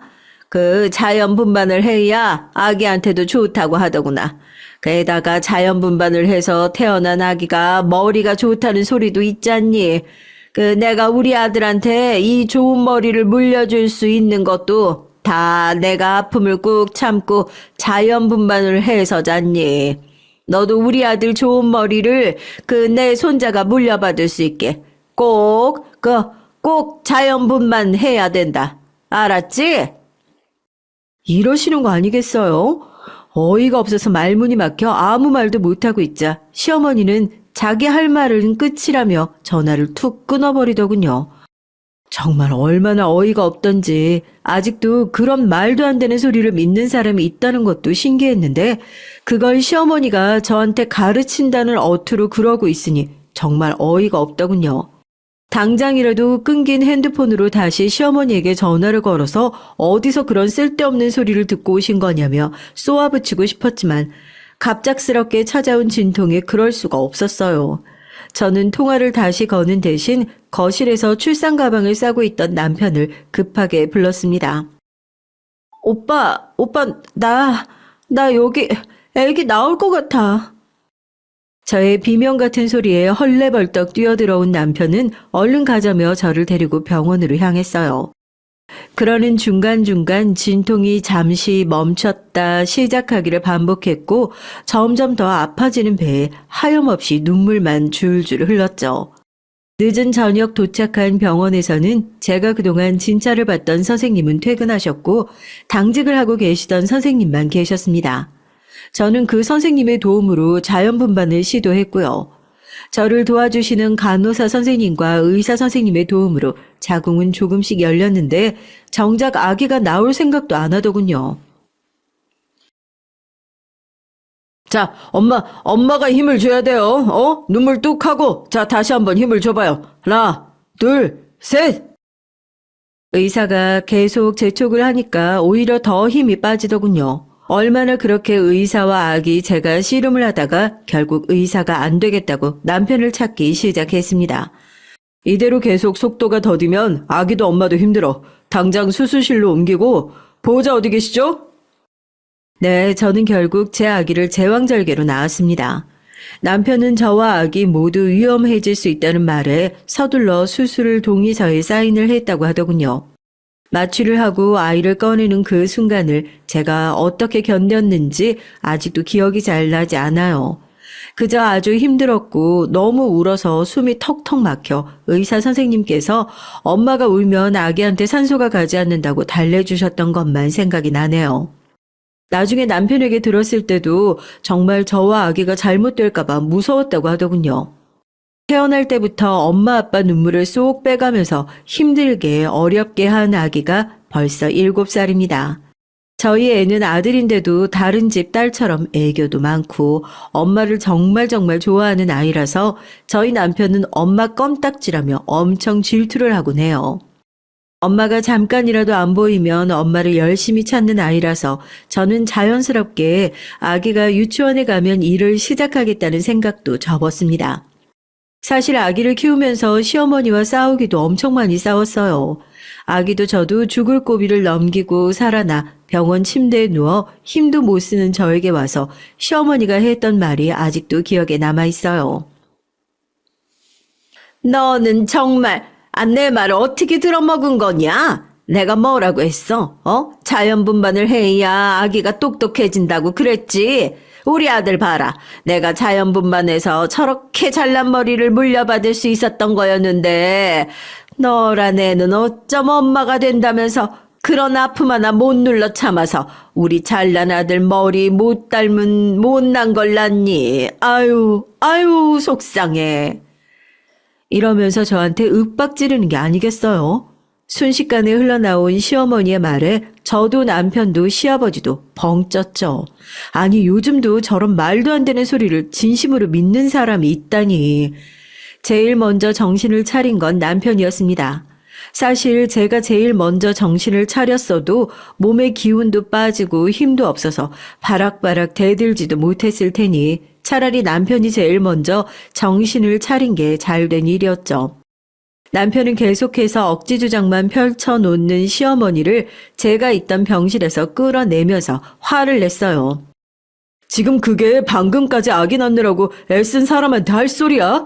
자연분만이든 제왕절개든 난 우리 아기 머리가 좋든 안 좋든 상관없어. 당장 방금까지 죽을 뻔했던 사람한테 한다는 소리가 그딴 소리밖에 없는 엄마 머리가 난 너무 창피해. 얼른 나가. 얼른! 남편이 이렇게 말하자 시아버지도 남편을 도와 그놈의 입이 방정이라며 시어머니를 야단쳤습니다. 당신은 가진 통에도 죽는다고 제왕절개 하겠다고 난리를 치는 걸 의사가 충분히 자연분만 할 수 있는데 시도도 안 하고 왜 그러시냐고 해서 자연분만 했으면서 어딜 지금 고생한 며느리 앞에서 그러고 있어. 사람이 할 말 못할 말 구분도 못해. 얼른 나와 얼른. 결국 시어머니는 병원에서도 시아버지와 남편에게 혼이 나야 했습니다. 아기가 태어나고 본격적으로 시어머니는 다시 사사건건 저희를 괴롭히려고 하셨어요. 예를 들어 저희 아기가 더위를 많이 타서 좀 시원하게 나시를 입히면 아기가 추워하는데 그것도 모르는 엄마라고 할 때도 있었고, 약간 열이 나는 것 같아서 병원이라도 가려고 하면 아가 때는 다 그렇게 크는 거라고 못 가게 막는 일도 있었죠. 정말 그럴 때마다 불같이 화를 내던 남편도 어느 순간부터는 점점 한숨을 내쉬며 그냥 시어머니를 무시하고는 했습니다. 시아버지께서 손주를 보고 싶다고 하시니 시댁을 가지 않을 수도 없었죠. 그래도 아들 며느리 된 도리로 저도 어느 정도 참았어요. 그나마 결혼 전에 한바탕 했던 게 있어서 그런지 저희 부모님에게는 꼬박꼬박 사돈이라는 호칭은 써주시더라고요. 저희 아들이 막 첫돌이 될 쯤 남편의 남동생, 그러니까 저에게는 도련님이죠. 도련님이 결혼할 사람이라면서 하얗고 예쁘게 생긴 예비 동서를 데리고 왔습니다. 도련님보다도 3살은 어린 아가씨를 말이죠. 안녕하세요. 최은지라고 합니다. 하얗고 예쁘게 생긴 사람이 생글생글 웃는 건 또 얼마나 예쁘던지 같은 여자인 저도 어쩔 줄 몰라 하며 인사를 했죠. 동서는 이런 자리에 빈손으로 오는 건 예의가 아니라며 저희 아기 돌반지까지 사들고 왔더라고요. 괜찮다고 거절하려고 했는데 동서가 말도 얼마나 예쁘게 하던지. 아이 형님, 저는 이거 우리 조카한테 주는 거예요. 이렇게 예쁜 조카를 봤는데 작은 엄마 될 사람으로서 이건 당연한 거죠. 환하게 웃으며 사근사근 말하는 목소리에 저는 결국 그 돌반지를 받을 수밖에 없었습니다. 아유, 고맙고 미안해서 어떡해요? 정말 고마워요, 정말로. 돌잔치에서 처음 만난 동서는 그 뒤로 자주자주 도련님과 저희 부부의 형제 모임에 껴서 놀기 시작했습니다. 아무래도 도련님과 동서가 결혼까지 생각하고 있어서 가능했죠. 저희 부부는 시간이 흐르면 흐를수록 동서가 너무 예뻐 보였어요. 게다가 남을 위한 행동들도 얼마나 예쁘던지. 하루는 형제 모임에 아들도 데려가 같이 놀고 있었는데 아들이 졸렸는지 졸음 투정을 하면서 울더라고요. 그런 아들을 둘러매고 어화둥둥하며 재우고 있는데 그런 제 옆에서 덥지 않냐고 부채를 가져와서 부채질도 해주고 애기 자야 한다며 유튜브에서 나오는 백색 소음이 나오는 동영상을 찾아 들려주기도 하더군요. 그런 행동 하나하나가 저희 부부에겐 감동이었습니다. 사실 시어머니께서 가끔 자기가 아기 봐줄 테니까 오라고 시댁에 부르실 때가 있어요. 물론 부를 때마다 가진 않지만 그래도 어쩌다 가끔 저희 부부 둘이서 데이트를 하고 싶을 때가 생기면 가까운 시댁에 아기를 맡기고 데이트를 즐기고는 합니다. 그런데 항상 아기를 맡기고 나와서 10분 정도 지나면 시어머니에게 전화가 와요. 애기 운다. 와서 달래고 가라. 아기가 운다는 마음에 괜히 저희 부부는 마음이 조급해져서 시댁으로 다시 가서 아기를 달래고 재우고 나오면 또 20분 뒤쯤 전화하셔서 이번에는 아기가 똥을 쌌는데 본인은 도저히 못 치우겠다고 하시면서 저희를 또 부르셨죠. 그렇다고 똥 싼 아기를 모른 척 할 수도 없으니 또 가서 아기 기저귀 갈게 되고 결국 부부만의 데이트는 없는 거죠. 이거 아니어도 시댁에 가면 맨날 이거 손이 많이 가는 음식을 해달라고 조르고 너는 젊으니까 늙은 나보다 힘이 세지 않냐며 유리창 청소를 시키신 적도 있습니다. 물론 남편이 도대체 이럴 거면 왜 부르는 거냐고 짜증을 내고 제 손을 붙잡고 나오긴 했지만요. 아무튼 배고파서 칭얼거리고 잠아서 우는 아기보다 더 손이 많이 가는 사람인 시어머니가 근처에 있으니 오히려 더 해주고 싶어도 이것저것 챙겨주는 사람이 생기니까 얼마나 좋고 기뻤겠어요. 이 아가씨 우리 동서가 되면 정말 잘 해줄 거라고 마음속으로 다짐만 여러 번 했죠. 시간은 흘러 저희 아들이 2살이 되던 해에 뜻밖의 동서에게 아기가 생기게 됐고 재빨리 상견례와 결혼 준비를 하더니 임신 소식을 알고 3개월 만에 도련님과 동서는 결혼식을 올렸습니다. 사실 상견례하기 전에도 시어머니 때문에 말이 많았어요. 저에게 하셨던 것처럼 예물을 요구하셨거든요. 그런데 동서 쪽 사돈께서 그 예물을 모두 마련해 주셨다고 하더군요. 아무래도 동서가 뱃속에 아기도 있고 그러니 괜히 더 챙겨주신 것 같더라고요. 하지만 그런 사돈댁의 깊은 뜻을 모를 시어머니는 자기가 첫째 며느리 복은 없는데 둘째 며느리 복은 있다며 제 앞에서 저를 돌려가는 거 아니겠어요? 물론 거기에 가만히 있을 제가 아니죠. 어머, 어머니 좋으시겠어요. 근데 저는 어쩌죠? 시어머니 복이 이렇게 없어서 말이에요.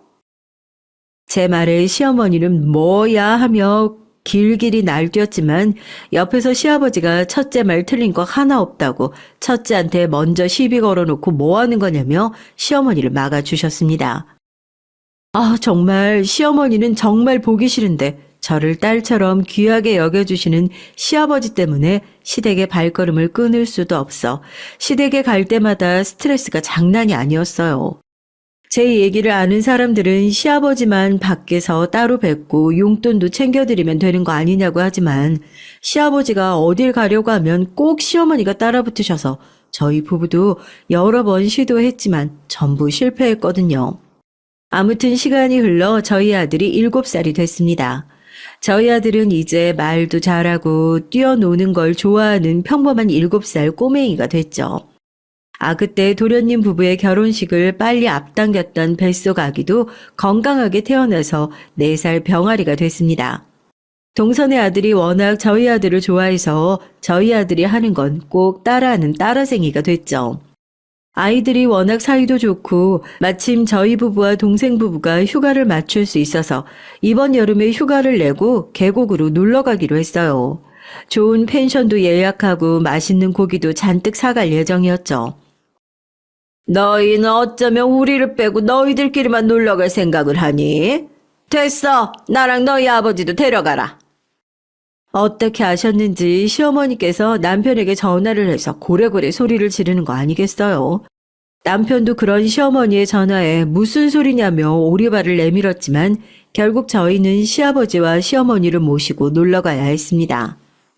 여러분들은 그냥 모시고 가면 되지 왜 그러냐고 하실 수 있겠지만 식당을 가면 음식이 맛이 짜다 달다 하시면서 툴툴거리시는데 그걸 가게 주인이 듣게 하는 것도 문제예요. 그 소리를 들은 식당 주인분과 여러 싸우기도 하셨거든요. 그리고 시어머니께서 저와 동서를 알게 모르게 차별을 하세요. 사실 이건 차별을 하든 말든 크게 상관은 없습니다. 제가 시어머니에게 잘 보이고 싶은 마음은 전혀 없거든요. 아이들만 차별하지 않으면 상관없어요.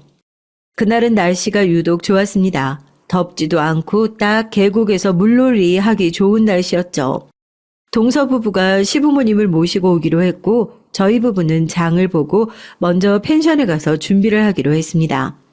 마트에 가서 좋은 고기도 사고 고기와 먹기 위해 작은 맥주 6개짜리 한 세트와 아이들이 먹을 과자며 음료수며 바리바리 사서 펜션으로 향했죠.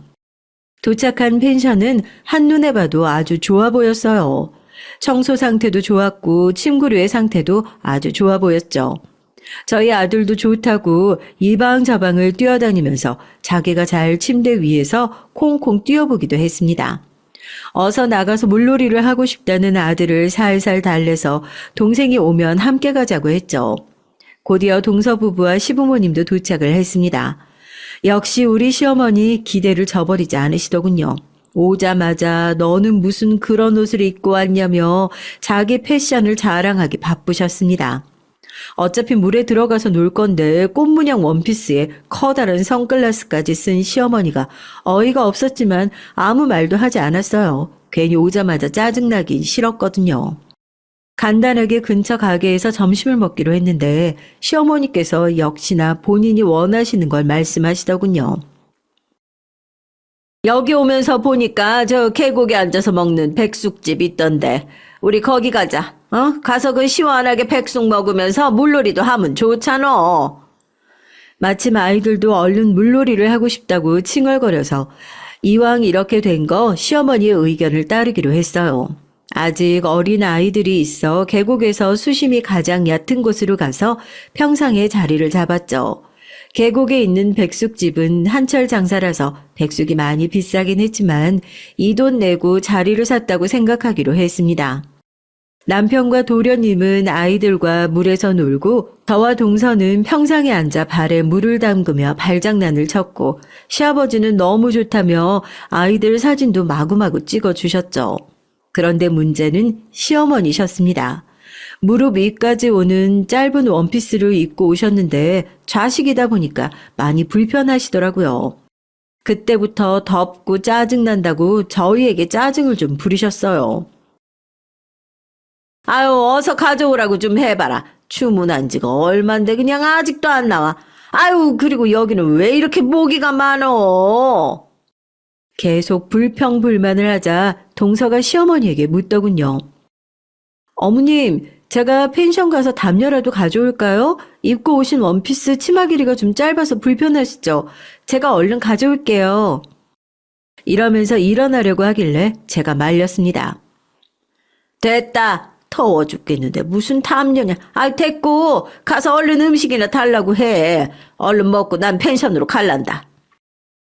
그래 동서. 걸어갔다 오다가 동서가 더워서 쓰러지겠다. 어머니 백숙은 만드는데 오래 걸리니까 조금만 기다리세요. 옷이 짧은 건 맞으니까 이거라도 덮고 있으세요. 아이들 밥 먹기 전에 물에 젖은 몸을 닦기 위해 가져왔던 커다란 수건을 시어머니 무릎에 덮어드렸어요. 시어머니는 수건을 덮고도 덥다고 짜증을 내시고 배고프다고 꼬라지를 내시며 한참을 투덜거리셨습니다. 그런 모습을 보며 저는 기껏 놀러와서 투덜거리기만 하시는 시어머니에게 화도 못 내고 꾹꾹 눌러 참았죠. 다행히 주문했던 백숙과 음식이 나왔고 저는 아이들을 불러 수건으로 간단하게 아이들을 닦아줬습니다. 다행히 여분을 챙겨가지고 와서 시어머니 무릎에 덮어있는 수건을 달라는 말은 하지 않았죠. 물놀이를 하고 와서 아이들이 많이 배고팠는지 얼른 달라며 칭얼거리더라고요. 저는 수건을 어깨에 둘러주고 아이들에게 밥을 주기 위해 집게와 가위를 들었습니다. 그런데 배고픔을 참지 못한 제 아이가 백숙의 닭다리를 덥석 잡아 얼른 자기 그릇 위로 옮겼어요. 아, 뜨거! 많이 뜨겁지? 아유, 이렇게 하면 안 뜨거울 거야. 뜨거웠는지 손을 파닥파닥 흔드는 아들이 귀여워서 가져간 닭다리 손잡이 부분을 후후 불어 식혀줬어요.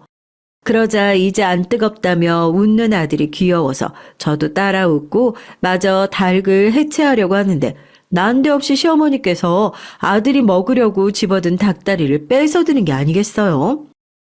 아니 어떤 어른이 어린아이 먹을 걸 뺐나요? 그것도 한 마리 가지고 부족하다고 해서 2마리나 시켰는데 말이죠.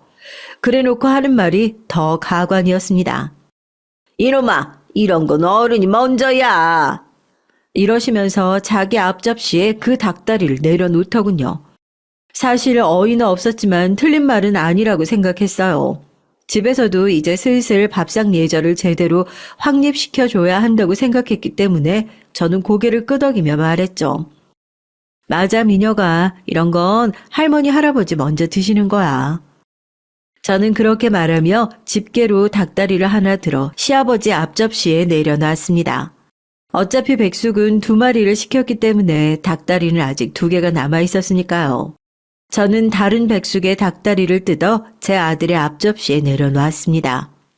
아들도 처음에는 닭다리를 할머니에게 뺏겨 조금 울먹거렸지만 제가 다시 닭다리를 놓아주자 이번에는 뺏기면 안 된다고 생각을 했는지 닭다리가 든 앞접시를 얼른 품으로 가져가더라고요. 하지만 시어머니는 앉았던 자리에서 일어나 아들의 옆에 오시더니 아들의 앞접시를 힘으로 뺏어가며 말했죠. 이놈아, 네가 뭔데 닭다리를 먹어? 이렇게 말하고는 뺏은 앞접시를 동서 아들 앞에 두시고는 어서 먹으라고 하는 게 아니겠어요? 아직도 화가 치밀어 오르네요. 앞에서도 말씀드렸다시피 저랑 동서 차별하는 거 아무렇지도 않아요. 솔직히 시어머니 마음에 동서가 쏙 들 수밖에 없죠. 자기가 원하는 예물도 해오고 꼬박꼬박 생글생글 웃으며 대해주니까. 하지만 그렇다고 아이들을 차별하는 건 정말 어른으로서는 해선 안 되는 행동 아닌가요? 도저히 참을 수가 없더군요. 저는 다시 본인 자리로 가시는 시어머니의 등을 앞뒤 생각도 하지 않고 밀어버렸습니다. 곧바로 풍덩하는 소리가 들리더니 시어머니가 물에 빠진 생쥐꼴이 됐죠. 저는 머리끝까지 화가 나서 씩씩거렸고 시어머니는 이게 무슨 일이냐며 고래고래 소리를 지르셨습니다. 저 나쁜 년 어디 시어머니를 물에 빠뜨리는 년이 어딨어? 아이 내가 뭘 잘못했다고 나를 밀어? 네가 야! 사실 옅은 물가였고 계곡 바닥은 돌이 아닌 흙이어서 그렇게 아프지는 않았을 거라고 생각해요. 아주 멀쩡하게 벌떡 일어나셔서 물에 빠진 생쥐꼴로 저에게 고래고래 소리를 질렀던 거 생각하면 더 세게 밀어버릴 걸 하는 아쉬움도 남았거든요. 저는 저에게 고래고래 소리를 지르는 어머니를 내려다보며 똑같이 소리를 질렀습니다. 이제까지 참고 있던 것들이 폭발해서 그런지 아주 쏟아내듯이 질러댔어요. 저 이제 못 참아요. 어머니가 저랑 동서 차별하고 있는 거 알고 있어요. 그래도 상관없었어요. 전 어머니가 너무 싫어서 차별을 받든지 말든지 상관 안 하고 있었거든요. 그런데 제 아들과 동서 아들 차별하는 거? 그건 절대 못 참아요. 그 나이 먹은 어른 됐으면 아무리 며느리가 마음에 들지 않더라도 손자한테는 그러면 안 되는 거 아닌가요? 뭐라고요? 네가 뭔데 닭다리를 먹어요? 어머님은 그러면 뭐길래 여기서 이렇게 분위기를 망치세요? 당신이 뭔데 내 아들 차별하고 이렇게 분위기를 망치는 거냐고. 저 싸가지 없는 년. 당신? 그게 시어미한테 할 말버릇이냐? 이 고약한 년. 맞아. 나 싸가지 없는 년이야. 나 이제 당신 시어머니라고 생각 안 해. 나 이제 이혼할 거야. 결혼도 하기 전에 우리 부모님한테 너희 엄마 아빠라고 했던 거 듣고 내가 이 결혼 끝까지 안 했어야 했는데 그때 정신이 나가서 당신 아들이랑 결혼한 거야. 아니, 애초에 내가 결혼하자고 매달렸어? 당신 잘나신 그 아들이 제발 결혼 좀 해달라고 해서 결혼한 거지? 애미야 그만하거라. 당신은 왜 손주들을 차별해서 오늘같이 기분 좋은 날 이런 일을 만들어? 얼른 애미한테 사과해. 아니요, 아버님. 저 할 말은 해야겠어요. 우리 아들 태어날 때도 당신은 그랬어. 자연분만하겠다고 죽을 뻔하다가 긴급으로 제왕절개 수술해서 누워있는 나한테 당신이 뭐라고 했는지 기억은 나? 자연분만을 해야 아기가 똑똑하다고? 웃기고 있네. 요즘 그런 미신 누가 믿는데? 사사건건 트집에 불평 불만은 또 왜 그렇게 많은지.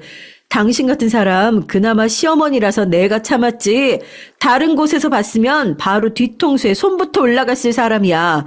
길 가다가 뒤통수 안 맞게 조심하면서 살아. 저 시어머니한테 바락바락 대들기나 하고 너 그렇게 굴면 바로 소방 맞아 이년아. 엄마 그만 좀 해요. 여보도 진정해. 진정. 그러다가 쓰러져. 남편이 얼른 저를 안고 진정시키려고 했지만 저는 거칠게 그 품을 빠져나와서 남편을 쏘아보며 말했습니다. 여보 같은 소리 하네. 너는 우리 아들이 이렇게 차별받는데 지금 진정하는 소리가 나와? 네가 그러고도 아빠야? 됐어. 나 이혼하겠다는 말 진심이야. 당신 어머니 때문에 내가 아주 그냥 미치겠어. 참아주는 것도 한계가 있다고. 세상에 저 나이 처먹고 할 게 없어서 어떻게 이제 7살 된 손주 차별할 수가 있지? 나 정말 이해할 수도 없고 이해하고 싶지도 않으니까 우리 이혼해. 끝내! 저는 그렇게 말하고는 아들과 물건을 챙겨서 곧장 펜션으로 향했어요. 가지고 온 짐가방을 끌고 아들과 함께 타고 왔던 차를 그대로 끌고 친정집으로 향했죠. 갑작스러운 저의 이런 행동에 가장 피해를 봤을 동서에게 미안하다 문자 한 통을 남기고 친정에 간 저는 그간 있었던 일들을 모두 부모님께 털어놨습니다. 처음에는 울고 들어오는 손주에 씩씩거리며 들어오는 딸 때문에 어쩔 줄 몰라 하시다가 시어머니가 동서 아들과 제 아들을 차별했다는 말을 들으신 저희 부모님께서도 그렇다면 이혼하라고 하시더군요. 이렇게 어린 아이들도 차별하는데 이 아이들이 크면 또 얼마나 차별이 심해지겠냐고 하시면서 말이에요. 사돈 그렇게 안 봤는데 어쩜 손주까지 차별을 하니? 아직도 예물 안 한 것 때문에 꿍에 있는 거야? 아이고, 차라리 그때 예물을 하고 털어버릴 걸 그랬나 보다. 아우, 엄마, 무슨 말을 그렇게 해? 예물을 왜 해? 결혼 생각 없던 나 꼬셔서 결혼하려고 했던 건 남편이야. 지금 생각해보면 그거 참 웃겨. 자기 큰아들한테는 얼른 결혼하라고 했으면서 그따구로 행동하면 어느 여자가 결혼을 해주겠냐고. 그때 내가 너무 몰랐지. 잘 됐어. 어차피 이혼할 건데 그런 생각을 왜 가지고 있어? 됐다, 됐어. 그렇게 나왔으면 너도 마음을 먹은 거겠지. 차라리 잘 됐어.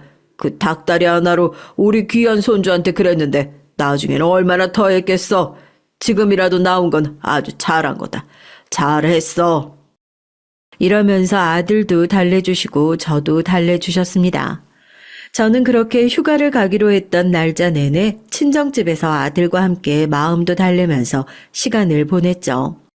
남편은 제가 친정에 온 그날 밤 바로 친정으로 찾아왔습니다. 얘기라도 하자는 남편에게 저는 제 진심을 담아 얘기를 했습니다. 나 성격 불같은 거 오빠 알지? 나 정말 나랑 동서 차별하는 거 아무렇지 않았어. 그만큼 시어머니에게 애정이 없었거든. 나한테 시어머니, 오빠랑 결혼해서 생긴 사람일 뿐이야.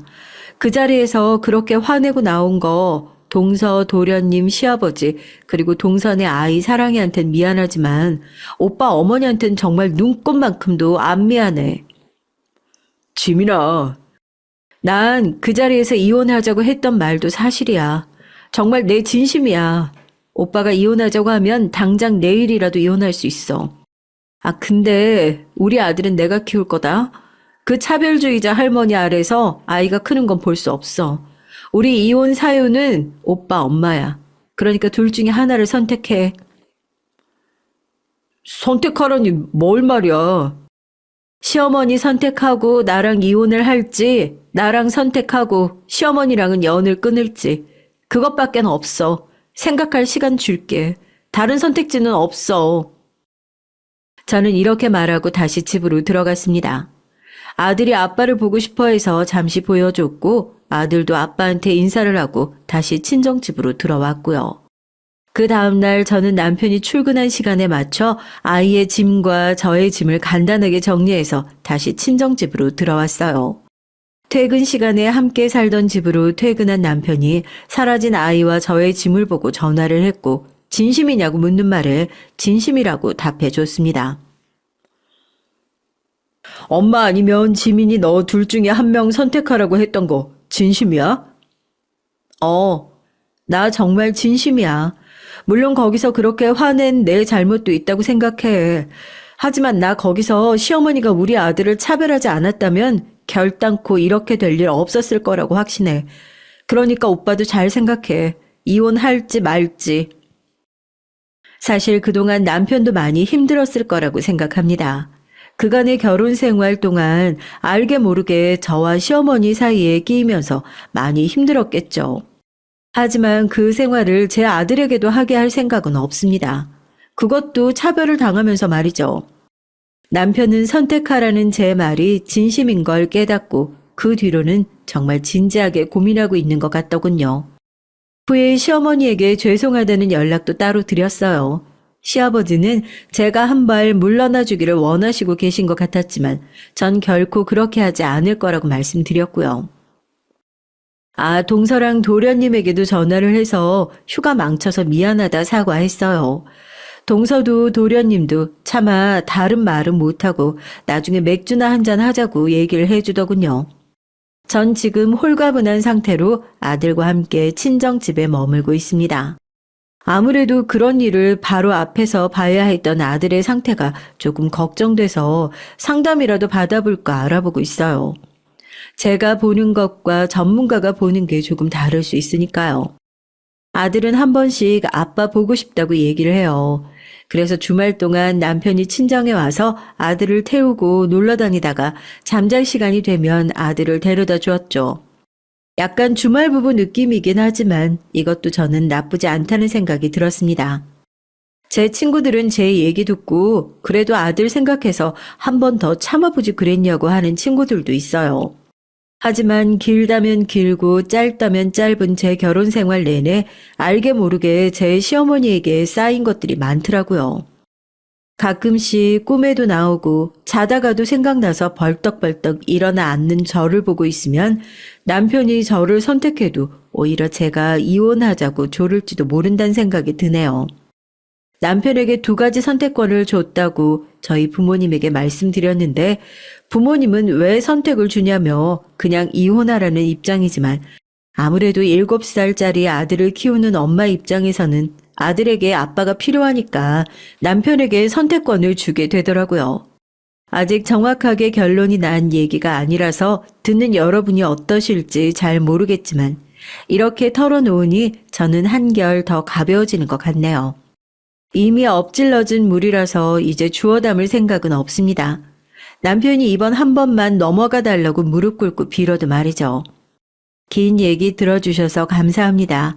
이 여름 더위 조심하시고 항상 건강하시길 바라겠습니다.